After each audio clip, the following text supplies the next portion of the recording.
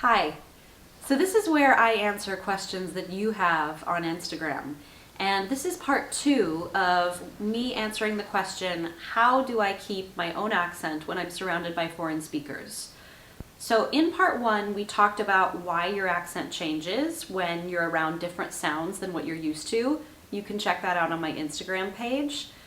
Basically, it comes down to our human adaptability in different surroundings, which I think is pretty cool.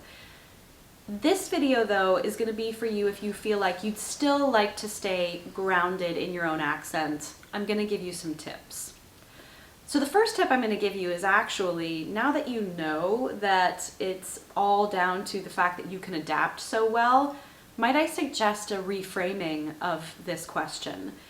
And what I mean by that is your voice and your accent are not something fixed. They are meant to, your voice and your accent are meant to reflect your personal history. So they're meant to shift and change in the way that you shift and change. So it's completely normal if you live in a lot of different places for those sounds to accumulate within your own voice. And that can actually be a bit of like a personal memory book or history for you. So if that's something that excites you, then you no longer need to worry about if your accent is changing. Especially because if it's happening because you're living in a foreign place and you return home, you'll pretty quickly go back into your native sounds.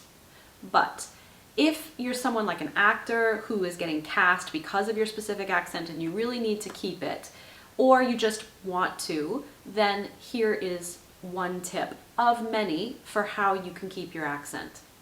And it's really to become an expert in how your accent is made. So you need to kind of study your accent as if you were going to coach someone else.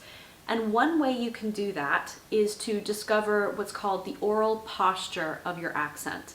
As in, what are your speech muscles actually doing to create the shapes that make the sounds that you make?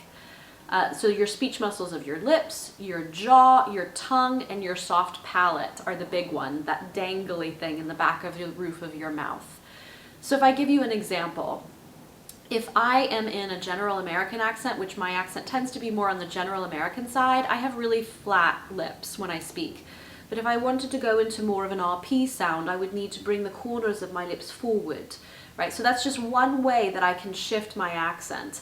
But if I know that I want to stay in my own accent, then I can keep my lips more flat, right? So as you start to study what is it that my speech muscles do, then when you feel like you are starting to slip, you can bring yourself back into your own oral posture. I'm aware that I'm throwing some really technical terminology at you all in a quick video, so if you'd like to learn some more about oral posture, feel free to contact me.